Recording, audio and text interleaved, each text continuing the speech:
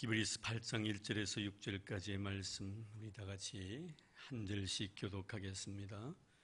지금 우리가 하는 말의 요점은 이러한 대제사장이 우리에게 있다는 것이라. 그는 하늘에서 지극히 크신 이의 보좌 우편에 앉으셨으니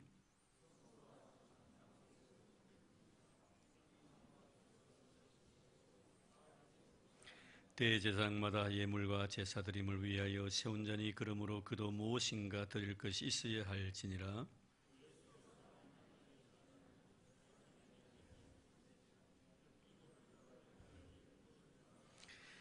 우리 5절 6절 같이 봉독하겠습니다. 그들이 숨기는 것은 하늘에 있는 것의 모형과 그림자라. 모세가 장막을 지으려 할 때에 지시하심을 얻음과 같으니 이르시되 삼가 모든 것을 산에서 내게 보이는 본을 따라 지으라 하셨느니라.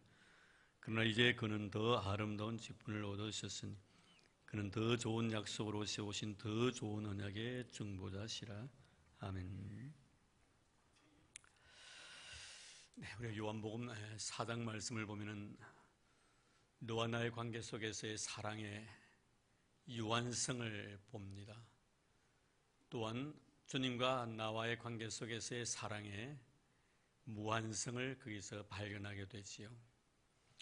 남편 5이나 두었던 이 사마리아 여인, 이 남자에게서 영원한 사랑을 요구했지만 그 남자를 통해서 사랑을 체험받지 못합니다. 또 다른 남자를 만나고 또 다른 남자를 만나고 5명의 남자를 거쳐 지나갔지만 그 사랑은 다 유한했었습니다. 하지만 우리 주님을 만나고 난 뒤에 이 여인은 사랑의 무한성을 경험하게 되는 것입니다.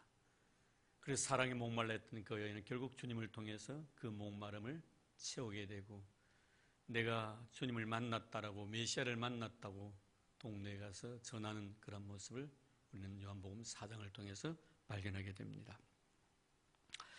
오늘 말씀 1절 말씀에 보면 지금 우리가 하는 말의 요점은 이런 대제사장이 우리에게 있다는 것이라. 우리가 말하고 있는 그 요점, 그 대제사장이 우리에게 있다는 것이라. 지금 있다는 것입니다. 지금 현재의 상황을 말씀하고 있는 내용입니다. 과거 이미 이루어진 상태를 말하는 것이 아닙니다. 과거도 있었고 지금도 있고 앞으로도 이분은 계속 우리에게 있을 그런 하나님으로 말씀하고 있습니다. 이것은 바로 우리 주님이 우리에 대한 사랑의 맹세이지요.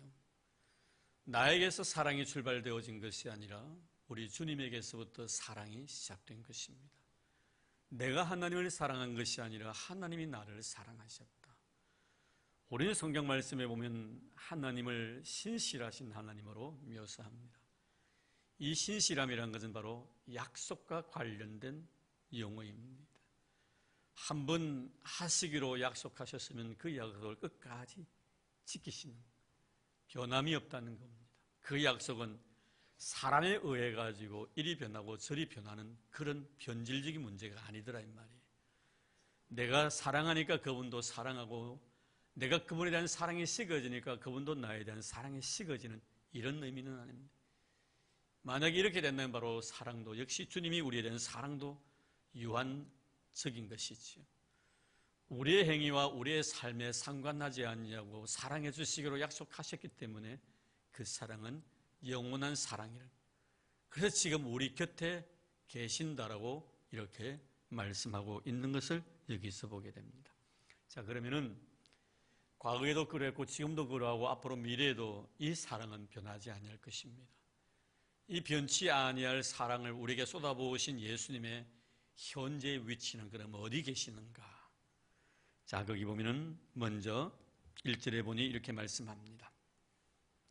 그는 하늘에서 지극히 크신 이의 보좌 우편에 앉으셨으니, 크신 이의, 지극히 크신 이의 보좌 우편에 앉으셨으니, 지금 예수님의 위치는 하나님 보좌 우편에 계신다라고 말씀합니다.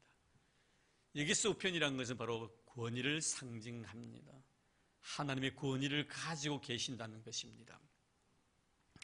무엇이든지 하나님은 하실 수 있는 분이시기 때문에 우리 주님도 하나님이신 예수님도 무엇이든지 하실 수 있는 권위와 능력을 가지고 있다는 것입니다. 여러분, 우리가 가끔 신앙생활에 나가면서 이토록 우리 주님은 놀란 능력의 소유자이십니다. 하나님의 우편에 계신 권위를 가지고 계신 분이십니다. 말씀을 통해서 하시지 못할 일이 없으신 분이십니다. 천지만물을 말씀으로 창조하신 분이시고요, 지금도 살아 역사하셔서 우리 가운데 거하시고 우리의 형편과 처지를 아시고 필요한 것들을 넉넉하게 채워줄 수 있는 여유로우신 분이십니다. 그런데 과연 우리는 이런 하나님이신 예수 그리스도를 너무나 우리가 무기력한 존재로 인식하고 있지는 않는지, 정말 우리가 살아가면서 이런 경험들을 얼마나 많이 하고, 정말 하나님은 살아계시고 나에 대한 사랑이 영원히 변함이 없다는 이 귀한 사실을 우리가 정말 입술만의 고백이 아니라 우리의 삶의 고백이 되고 있는지를 한번 우리가 되새겨볼 필요가 있다는 것입니다. 전지전능하신 하나님, 그 우편에 계신 예수 그리스도를 세상의 많은 사람들이 나를 보고 정말 그분은, 내가 믿고 있는 예수님은 전지전능하신 하나님의 아들이시라는 사실을 인지시켜주고 그들에게 보여드려야 되겠는데, 나의 무기력함 때문에 정말 예수가 하나님의 아들이냐고, 정말 예수는 이 모든 일을 할 수 있는 사람이냐고, 그런 능력을 가진 신이냐고 그들이 우리에게 때론 놀리기도 합니다. 왜 우리는 예수 그리스도와 세상의 모든 사람들에게 놀림거리가 되고 있습니까? 네가 믿는 예수 같으면 나도 믿지 않겠다라고 이렇게 말하게 만드느냐 이 말이에요. 이것은 우리가 예수 그리스도에 대한 믿음의 부재 때문에 그런 것입니다. 내가 정말 예수 그리스도를 하나님의 아들로 전지전능하신 능력의 하나님으로 내가 믿고 있다면 결코 세상 사는 사람들은 내가 믿고 있는 예수 그리스도를 그렇게 폄하하지는 않을 것입니다. 정말 다시 한번 우리 자신의 마음속에 내가 믿고 있는 예수 그리스도는 하나님의 아들 되심, 전지전능하신 능력의 하나님 되심을 나의 삶을 통하여 그들에게 보여주고 있는가 하는 것을 다시 한번 우리가 이 본문을 통해서 발견해야 할 것입니다. 우리는 구약에 보면 다윗의 삶을 통해서 하나님이 참으로 다윗을 기뻐하셨습니다. 특별히 여러분, 그 다윗이 골리앗과의 싸움 속에서 그가 보여주었던 전지전능하신 하나님의 놀라운 무한한 능력, 그런 하나님을 믿고 있었기 때문에 골리앗이 그 자리에 거꾸러집니다. 블레셋 사람들도 이스라엘 믿는 하나님은 지금도 살아계셔서 그들의 능력이 되고 있다는 사실을 믿고 혼비백산합니다. 침체되었던 모든 이스라엘 백성들에게도 다윗의 이 신앙을 통하여 그들 잃어버린 하나님에 대한 신앙을 회복시켜주는 그런 역사를 우리는 사무엘 상세를 통해서 우리는 보게 됩니다. 이런 모습은 구약뿐만 아니라 신약에 와서도 마찬가지 아닙니까, 여러분? 이러면 사도행전 3장에 보면 베드로와 요한이 성전 미문에서 안전뱅이에게 던진 메시지가 뭡니까? 이 안전뱅이는 베드로와 요한에게 요구했던 것은 돈이었습니다. 돈 한 푼 달라는 것입니다. 이때 이들이 뭐라고 말합니까? 우리에게는 당신이 요구하는 은도 없고 금도 없습니다. 그러나 우리가 가지고 있는 것, 나사렛 예수 그리스도의 이름, 이것을 당신에게 선물하겠다는 겁니다. 그래서 나사렛 예수 그리스도의 이름으로 일어나 걸으라고 했을 때 그 자리에 벌떡 일어납니다. 40년 동안 한 번도 일어나 본 경험이 없는 이 사람이 하나님의 놀란 능력에 의해 가지고 그 자리에 벌떡 일어나는 것을 보게 됩니다. 이것은 바로 베드로와 요한이 그런 하나님으로 믿었기 때문에 예수 그리스도를, 그에 대한 믿음 자체가 이런 놀라운 능력을 나타내 보였고 모든 사람들이 하나님 앞에 영광을 돌리는 그런 모습을 우리는 사도행전을 통하여 경험하게 됩니다. 우리 주님이 이렇게 말씀하셨거든요. 너희가 세상에서는 환난을 당하나 담대하라. 내가 세상을 이겼노라. 여러분, 우리가 왜 무기력해집니까? 정말 예수께서 살아계시고 지금도 내 곁에 있다는 하나님의 능력의 우편에 앉아 계시면서 지금 현재 내 곁에 있다는 이 귀한 사실을 내가 확실히 믿음으로 받아들이지 못하기 때문에 그런, 이 믿음으로 받아들이지 못한다는 것은 100% 완전히 그분에 대한 신앙의 고백이 필요하다는, 99.9%는요 믿음이 아니라는 거예요. 전적인 의례, 전적인 의지입니다. 그분을 완전히 믿어버리는, 조금이라도 내 마음속에 의심의 요인이 한 부분에 남아있다면 그것을 하나님은 믿음으로 간주하고 있지 않다는 거예요. 믿음은 철저하게 내 자신을 하나님 앞에 의탁하는 행위이기 때문에 오늘도 우리는 정말 예수 그리스도, 우리의 대제사장 되신 예수 그리스도는 지금 우리 곁에 있을 뿐만 아니라 그리고 지금 하나님 보좌 우편에 앉아 계신다는 이 위대한 사실을 내가 믿고 있느냐. 오늘도 여러분, 우리의 삶 속에 무기력해지는 이런 삶이 아니라 정말 희망차고 용기 있고 가슴 벅찬 어떤 상황 속에서도 나는 하나님의 놀라운 능력으로 인하여 승리할 수 있다는 이런 믿음의 확신들이 100% 내 마음속에 요동쳐야 합니다. 그럴 때 우리는 예수 그리스도의 주 되심을 우리의 삶을 통하여 고백할 수 있게 된다는 것을 오늘 말씀을 통하여 말씀합니다. 또한 오늘 말씀을 통해서 또 한 가지는 뭡니까? 지금 우리 곁에 계신 주님은 2절 말씀 보겠습니다. 성소와 참 장막에서 섬기는 이시라. 이 장막은 주께서 세우신 것이요 사람이 세운 것이 아니니라. 성소와 참 장막에서 섬기는 이시라. 섬기는 자의 모습을 우리에게 말씀하고, 여기서 성소라는 것은 거룩한 것들이라는 그런 의미입니다. 저도 거룩함이고 여러분들도 거룩한 자들입니다. 성도이기 때문에 그렇습니다. 교회도 하나님께로부터 구별된 곳이기 때문에 거룩한 장소입니다. 우리 예수님은 지금 하나님 우편에서 하나님의 놀라운 권위를 가지고 계신 동시에 우리 곁에서 지금 거룩한 것들을 섬기고 계시는 분이라고 소개하고 있습니다. 우리는 빌립보서 2장에 보면 바울이 예수 그리스도의 승기와 그리고 비하에 대한 말씀을 하고 있습니다만, 거기서 먼저 바울은 예수 그리스도에 대한 비하의 말씀을 하시면서 자기 비하죠. 자기의 낮추심입니다. 하나님의 아들로서 하나님 되심, 동등 되심을 취할 것으로 여기지 아니하시고 스스로 낮아지셔서 인간의 모습을 입으시고 이 세상에 오셔서 십자가 위에서 죽으심으로 하나님이 우리에 대한 자기의 사랑을 확증하신 내용의 말씀을 먼저 합니다.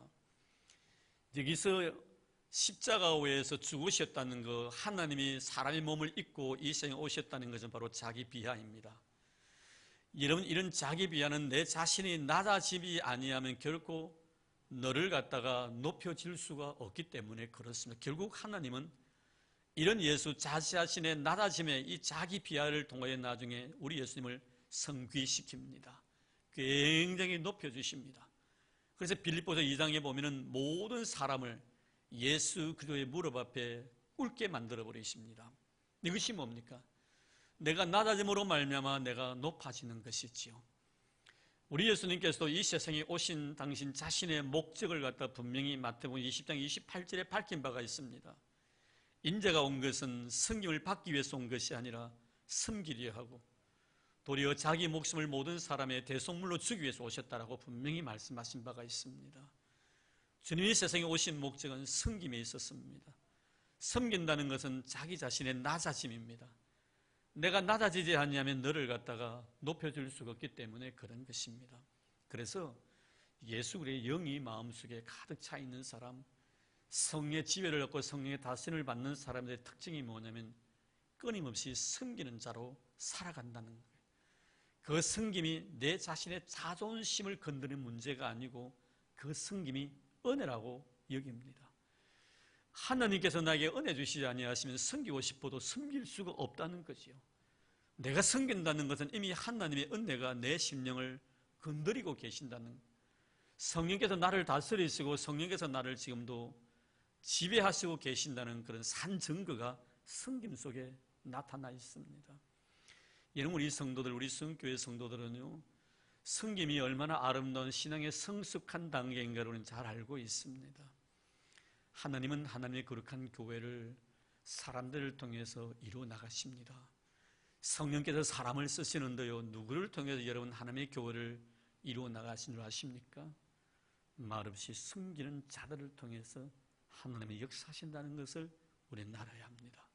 왜입니까? 성령은 섬김의 영이기 때문입니다. 성령을 받는 영이 아니라 섬기는 영입니다. 섬김으로 살아갈 때 먼 훗날 하나님께서는 그를 높여주신다는 것을 우리 주님은 살아계셨을 때 말씀하신 자가 있습니다. 작은 자가 되어야만이 큰 자가 될 수가 있다는 겁니다. 섬기는 자가 되어야만이 높임을 받을 수 있다라고 주님 말씀하시면서 어린 아이를 계시하십니다. 여러분, 그렇습니다. 오늘 우리 예수님께서는 우리 곁에 지금도 계시지만 그분의 원래 위치는 바로 하나님 보좌 우편 능력의 소유자로서 계십니다. 그분이 지금 저와 여러분을 섬기시고 계신다는 것입니다. 지금도 성령께서는 저와 여러분의 거룩한 영생을 위하여 주무시도 아니하시고 졸지도 아니하시고 단식하시면서 간구하고 계신다라고 바울은 로마서에서 밝힌 바가 있습니다. 단식하시면서 기도로 우리를 섬기고 계시는 우리 주님, 그 주님을 찬양합니다. 하나님이시면서 스스로 하나님 되심을 포기하시고 인간의 몸을 입으시고 이 세상에 오셔서 제자들의 발을 일일이 씻어주셨던 하나님, 오늘 우리에게도 마찬가지로 우리에게 교회 직분을 주셨으면 섬기게 하기 위함이라는 것을 절대로 여러분 잊지 마시기를 바랍니다. 우리 은사를 주신 목적도 섬김에 있다는 것을 여러분 절대 놓치지 마시기를 바랍니다. 더 겸손하게 만들어 쓰기 위하여, 더 영혼을 가난하게 만들어가 쓰기 위하여 하나님께서 나에게 은사도 주시고 나에게 은혜도 베풀어 주셨다는 것을 여러분이 잊어버려서는 안 될 줄로 믿습니다. 뿐만 아니라 이제는 3절 4절 말씀 볼까요? 대제사장마다 예물과 제사 드림을 위하여 세운 자니 그러므로 그도 무엇인가 드릴 것이 있어야 할 것이니라. 예수께서 만일 땅에 계셨더라면 제사장이 되지 아니하실 것이 무슨 뜻입니까? 땅에 있었던 구약의 제사장들은 이 세상에 태어나서 수완이 다 되고 나면 죽습니다. 영원한 제사장이 될 수가 없다는 말이에요. 우리 예수님이 이 세상에 계셨더라면 제사장이 되지 못했지만 율법을 따라 예물을 드린 제사장이 있습니다. 왜? 제사장이 죽고 나면 또 다른 제사장이 와가지고 또 하나님 앞에 제사 드릴 때 예물을 가져가지 않느냐 이 말이에요. 그럼 우리 예수님은 영원한 우리의 대제사장이 되었다는 것은 율법적인 의미에서 보면 과거의 제사장들이 하나님 앞에 예배를 드릴 때 예물을 가져갔는데, 그러면 예수님께 우리가 영원한 대제사장이라 할지라도 하나님 앞에 우리를 위해서 제사를 드린다면 무언가 드려야 되지 않겠나 이 말이에요. 그것이 바로 3절입니다. 그도 무엇인가 드릴 것이 있어야 할지니라. 그렇습니다. 드릴 것이 있어야죠. 우리 주님도. 그럼 주님께서 우리를 위해서 하나님 앞에 속죄 제물이 되어주셔가지고 자기 자신을 드릴 때 소를 가지고 갔습니까? 양을 가지고 갔습니까? 뭘 드렸단 말입니까, 여러분? 바로 자기 자신의 몸을 우리를 위해서 드렸다는 그런 말씀이 오늘 본문에 기록이 되어져 있습니다. 죄 없으시고 고귀하신 우리 주님, 바로 흠 없는 제물이 되어서 자기 자신을 우리를 위해서 바쳐주셨다는 그런 말씀입니다. 그래서 이 십자가의 죽으심의 사건은 두 가지의 의미가 있습니다. 먼저는 뭡니까? 우리 인간편에서 보면은 내 죄의 문제가 이 속에 포함되어 있습니다. 또 하나님의 입장에서 보면 주의 사랑이 용해되어 있는 거룩한 곳이 바로 이 십자가입니다. 하나님의 사랑과 인간의 죄가 맞부딪힌 곳이 바로 십자가입니다. 인류학자들은 그런 주장을 합니다. 사람들의 모든 이 인류에 속해 있는, 이 지구상에 속해 있는 모든 인류들의 그 삶을 이렇게 보면은 가정이 없는 그런 공동체가 있다고 합니다. 가정이 없는. 여러분, 이렇게 같이 살아가는데 가정이 없어요. 가족이 없어요. 모두가 그냥 한 가족처럼 살아가는, 우리처럼 이런 혈연 관계가 없는 그런 곳도 있다고 합니다.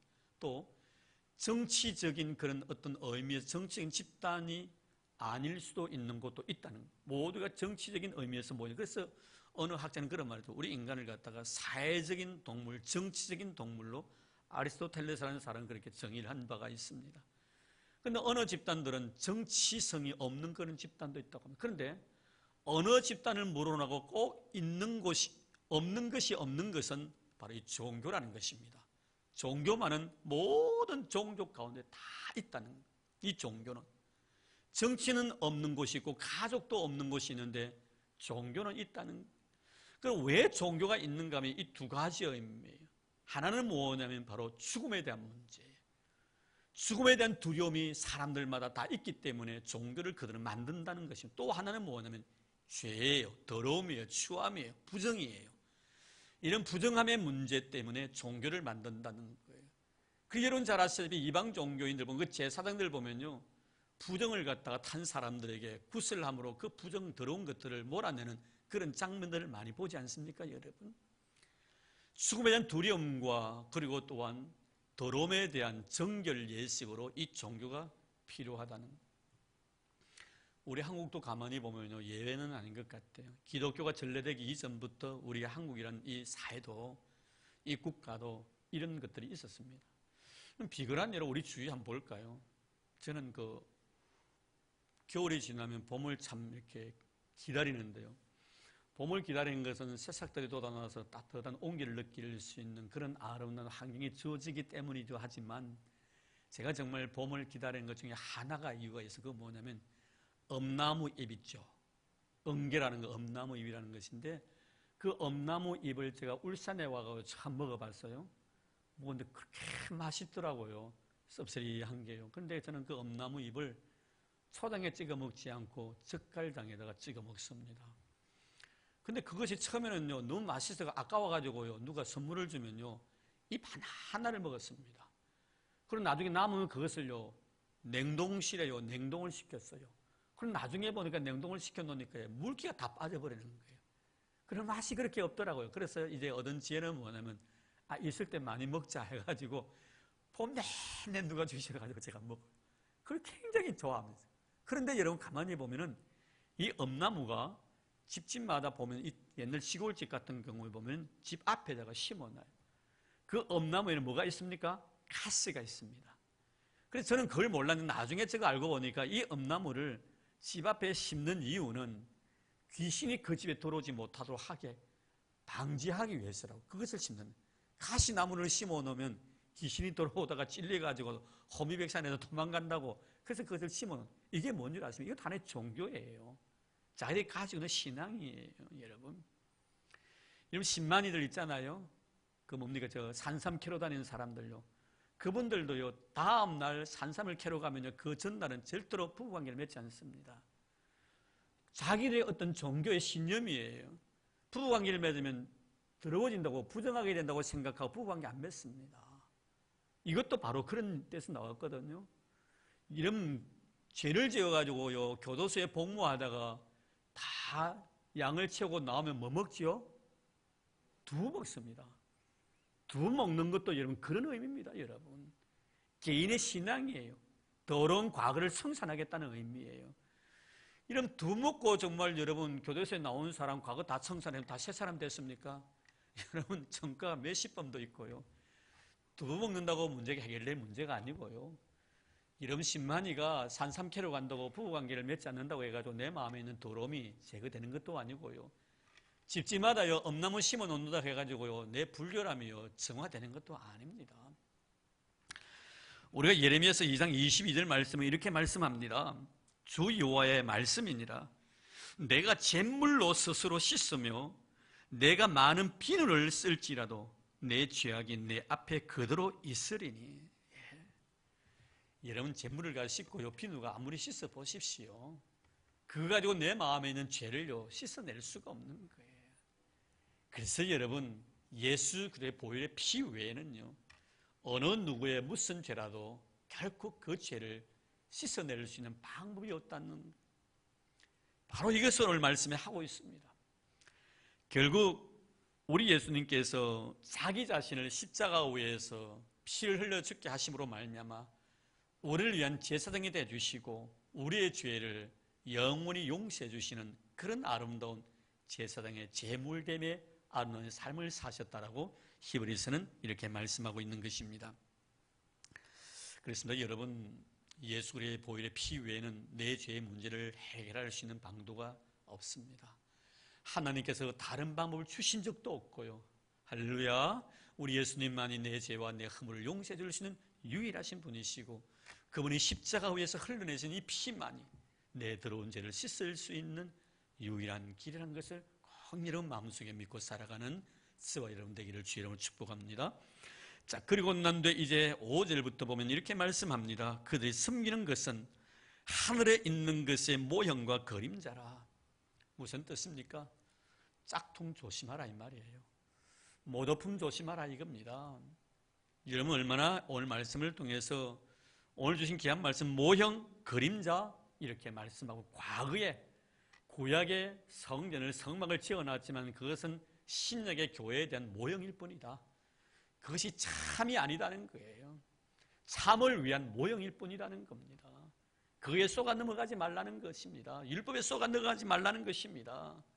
정말 진실로 우리를 위해서 속죄제물이 되어주신 예수 그리스도 그분만이 바로 사실이라는 거예요. 참이라고 이렇게 말씀하고 있습니다. 사실 여러분 히브리서 기자가 이 말씀을 선포했을 때 히브리 사람들은 굉장히 충격적이었을 거예요. 이미 서론적으로 이런 게 말씀을 드렸습니다만 이 히브리서는 히브리인으로서 유대교에 심취되었던 사람이 예수의 복음을 믿고 그의 신앙을 그리스도화시킨 그런 사람들을 위해서 쓴 책이 바로 히브리서입니다. 그러니까 이 사람들 세계 속에는 아직도 뭐가 남아있는 거예요? 유대 종교가 남아있는 거예요. 율법적인 것이 아직도 마음속에 깊이 뿌리를 내리고 있습니다.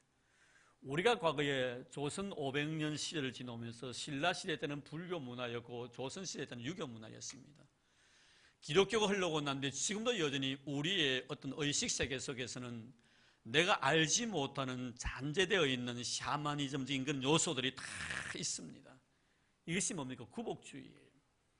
구복주의라는 것은 인본주의를 말하는 거예요. 나도 모르는 사이에 인본주의가 내 마음속에 아직도 뿌리를 내리고 있습니다.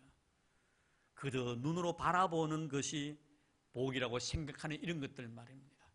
상대적인 개념에서 복을 이해하려고 합니다. 이런 하나님께 나에게 주신 복이라는 것은 상대적인 개념이 아니라 절대적인 개념이에요. 하나님이 나에게 가난을 주신 것이 내가 복이라고 믿는다면 그것은 복이 된다 이 말이에요. 저 사람은 부한데 왜 나는 가난하게 만드십니까? 저 사람은 복을 받았고 나는 이렇게 저주받은 인생입니까? 이렇게 이해하면 이게 뭡니까? 이런 인본주의 사고입니다. 그런 것들이 내 마음속에 아직도 남아있는. 그래서 우리가 신앙인들이요, 신앙생활하면서 내 마음에, 내 몸에 병이나 푹 생기면 무슨 생각부터 뭐 합니까? 아이고, 내가 하나님 앞에 죄를 지어서 벌을 받는가 보다. 이게 뭐예요? 다 샤머니즘적인 그런 요소들이에요.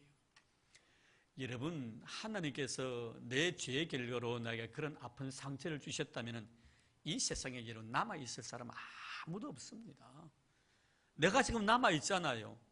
하나님이 나에게 은혜 베푸시기 위해서 나를 선택해 주셨고 나에게 복을 주신 거예요. 그런데 여러분 유대인들의 의식 속에서도 이런 의식이 있단 말입니다. 그러니까 이런 사람들의 마음속에 이 말씀이 선포되어졌을 때는 굉장히 충격적이죠. 왜? 지금까지 그들은 모세 율법에 의해서 지어졌던 장막이 영원한 것인 줄 알았습니다. 그리고 모세의 말씀대로 하나님께서 그들을 선택했기 때문에 그 선택 자체를 하나님의 목적 자체가 자신들에게 있다고 생각한 겁니다. 여러분 예레미야서를 보면요, 이 예레미야가 이스라엘 백성들에게 죄악 가운데 헤매고 있는 그 이스라엘 백성들에게 회개를 촉구합니다. 여러분 그렇게 살면 안 됩니다. 하나님 앞으로 돌아오셔야 됩니다. 만약에 여러분들이 하나님 앞으로 돌아오지 않으면 여러분은 하나님께 징계하실 것입니다. 그랬더니요 예레미야 죽이려고 했습니다. 엉뚱한 소리 하지 말라는 겁니다. 왜 여러분 예레미야를 죽이려고 하는 줄 아십니까? 두 가지 이유입니다. 하나는 뭡니까? 바로 예루살렘 성전 때문이었습니다. 이 성전의 영원히 허물어지지 않는 것으로 보았습니다. 그 성전 자체가 하나님의 임재를 상징했기 때문에 하나님이 우리와 함께하고 있는데 왜 우리가 망하냔 말이에요. 비신앙적인 소리 하지 말라고 했습니다. 또 하나는 뭡니까? 자신들이 선민이라는 이유 때문에 우리가 하나님께로부터 선택함을 받은 하나님의 자녀인데 부모가 누가 자녀를 갖다가 그런 부모가 어딨냐 이거예요. 여러분 얼마나 하나님의 목적과 그들의 목적이 틀어져 있었는가를 압니다. 우린 여러분 다 믿고 있지 않습니까? 하나님 이스라엘을 선택하신 것은 하나님 오늘 저와 여러분을 선택하신 이유는 저에게 목적이 있는 것이 아니고 여러분에게도 목적이 있는 것 아닙니다. 이스라엘에게도 목적이 있는 것이 아닙니다. 하나님의 목적을 이루기 위한 하나의 수단으로 이스라엘을 선택했을 뿐이고 저를 선택했을 뿐이고 여러분을 선택했을 뿐입니다. 하나님의 목적은 뭡니까? 온 인류가 복음을 통해서 구원받는 것이 하나님의 목적입니다. 여러분 그러니까 뭡니까? 과거의 모세를 통해서 주어졌던 이런 성막들은 다 하나의 모형에 불과하다. 무슨 소리 하냐 이거예요. 솔로몬이 지은 저 솔로몬 성전이 그러면 헛것이란 말인가? 얼마나 반감이 컸겠습니까? 근데 여러분, 우리 예수님 십자가 못 박히시고 나신 뒤에 AD 70년에 로마 티토 대장을 통해서 예루살렘 성에 완전히 허물어져 버립니다. 바로 이거거든, 여러분. 오늘 이 말씀을 통해서 여러분, 중요한 것은 뭡니까? 가짜배기 짝퉁 때문에 진실한 것을 보지 못하면 안 된다는 거예요. 그것은 하나의 그림자에 불과할 뿐이고 그것은 하나의 모형에 불과할 뿐이다.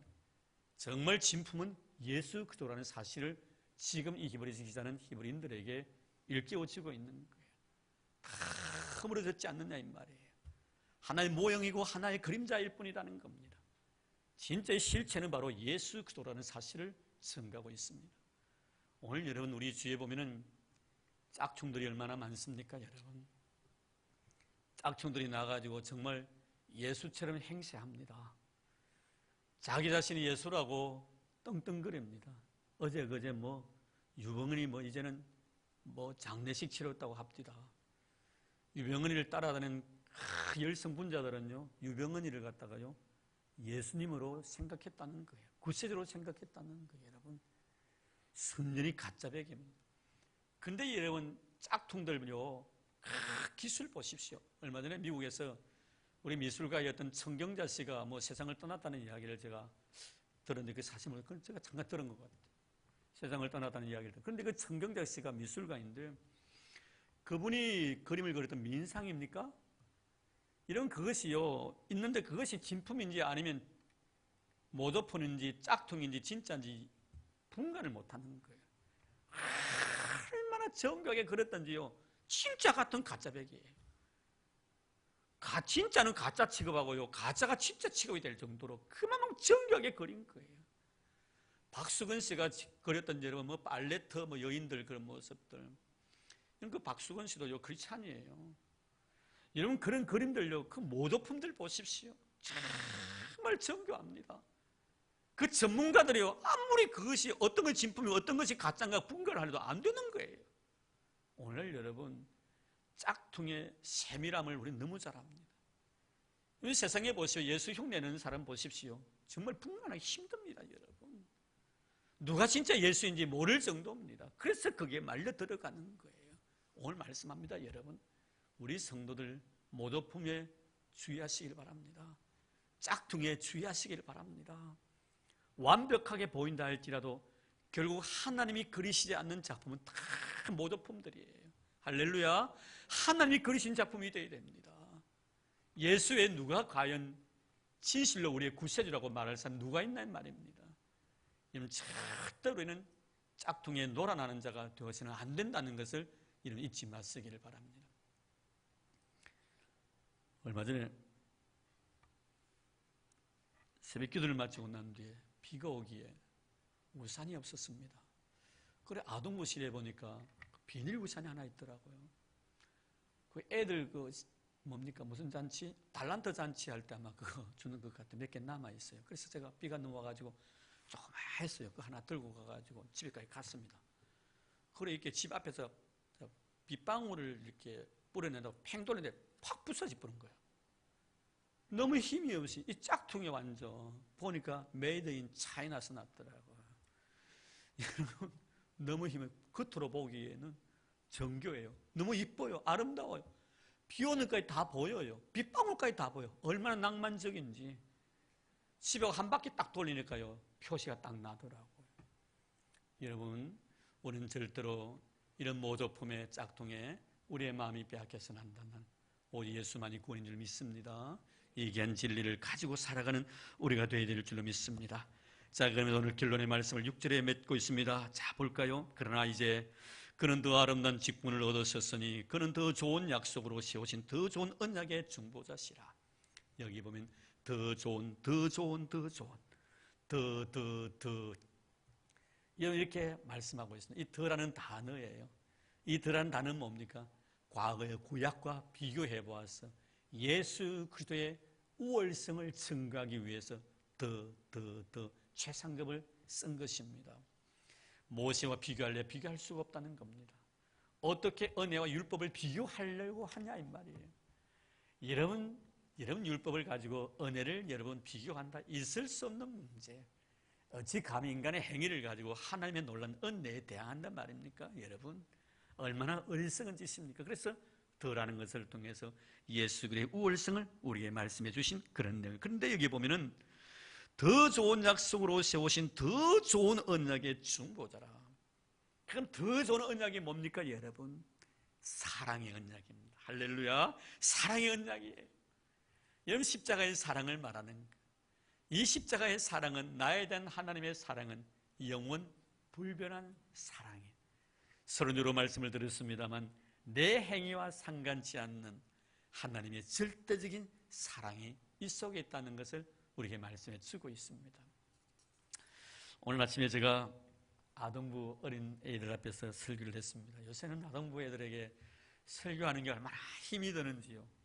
과거에는 참 전도사 시절 때는 참 재밌게 이렇게 했는데 요새는 애들이 이 재밌게 하려니까 참 힘이 들더라고요. 이야기 속으로 한다는 게 참 힘이 들더라고요. 그래서 제가 애한테 그런 이야기를 한번 질문을 던졌습니다. 두 애가 있는데 한 애는 참 착하고 늘 아버지 곁에 있고 한 애는 있다가 집을 나갔다? 그럼 아빠 엄마는 누구에 대한 관심이 더 크겠나 물었더니 집을 나간 애에 대한 관심이 더 크다고 이야기를 합니다.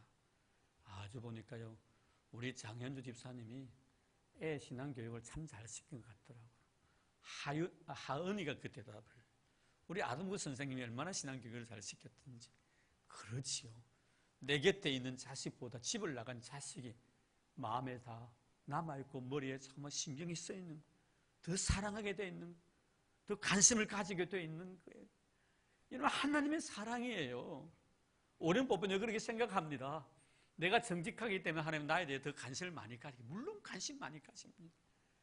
그러나 우리가 가끔 엉뚱한 짓 하고 아버지의 집을 떠났을 때 아버지의 나에 대한 사랑은 더 크다는 걸 잊지 마시기 바랍니다. 그것이 뭐예요? 십자가예요.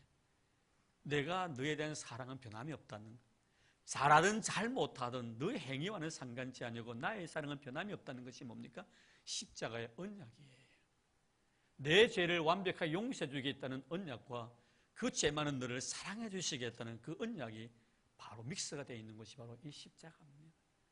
그래서 오늘 말씀에 보면은 더 좋은 약속으로 세우신 더 좋은 언약의 중보자다. 끝까지 나를 사랑해 주시겠다는 그 약속의 성취가 십자가를 통해서 이루어졌다는 것. 얼마나 여러분 고맙습니까? 우리 행위대로 하나님께서 다 갚지 아니하시고 참 못나고 부족한 것이 많음에도 불구하고 여전히 나에 대한 사랑, 변함없으신 십자가의 그 중보의 언약의 축복의 말씀. 참 그래서 우리는 주님을 사랑하는 거예요. 우리가 부족해도 하나님 앞에 나아가는 거예요. 부족한 나를 감싸주신 주님의 사랑이 너무나 고마워서 감격의 눈물을 흘리는 겁니다. 오늘 여러분 말씀을 통하여 다시 한번 우리 자신들을 되새겨보면서 더 좋은 언약의 중보자였었던 우리 주님, 우리를 사랑하시기 위해 십자가를 지시고 이 십자가를 통해서 언약을 성취하신 주님, 십자가는 끝까지 너를 사랑하겠다는 영원한 사랑, endless love입니다. 영원한 사랑이, 변함없는 사랑입니다. 끝까지의 사랑이, 네 생명 다는 그날까지, 천국 가는 그 순간까지 나는 너의 머리털 끝부터 발끝까지 사랑해 주시겠다는 그 언약, 그것이 바로 십자가의 사랑입니다. 오늘 우리는 그 주님을 마음껏 찬양하기를 바랍니다. 그분을 마음껏 영광 돌리는 여러분 되기를 바랍니다. 그래서 우리가 이 세상에 살아가는 날 동안 오직 예수 그리스도이십니다. 그분에게 생명이 있고 그분에게 소망이 있다는 걸 꼭 기억해서 주님만을 의지하고 주님만 찬양하는 저와 여러분의 삶이 되기를 주의 이름으로 축원합니다. 하나님 감사합니다. 너무나 아름다운 더 좋은 언약의 중보자로서 이 세상에 인간의 몸을 벗으시고 오셨던 주님, 지금도 우리 곁에 계시면서 하나님 보좌 우편에 앉아 계시고 또 우리를 위해서 기도로 숨기시고 계신 우리 주님 너무너무 감사합니다. 무엇 시간에 있도록 우리를 사랑해 주십니까? 십자가를 통해서 그 언약을 성취시켰던 주님, 내 죄가 이 십자가에서 완전히 소멸되었고 주의 뜨거운 변함없는 영원한 사랑이 이 십자가를 통하여 확정되었사오니 하나님 아버지, 오늘도 우리는 이 십자가를 바라보고 하나님 앞에 영광 돌리는 우리의 생이 되기를 원합니다. 고맙습니다. 감사합니다. 못나고 부족한 저희들을 사랑해 주신 주님 찬양합니다. 영원토록 찬양합니다. 오직 주님이십니다. 예수이십니다. 예수만 믿고 예수만 바라보는 우리 온 교회와 성도들이 되도록 축복해 주옵소서. 예수님 이름으로 기도드리옵나이다. 아멘.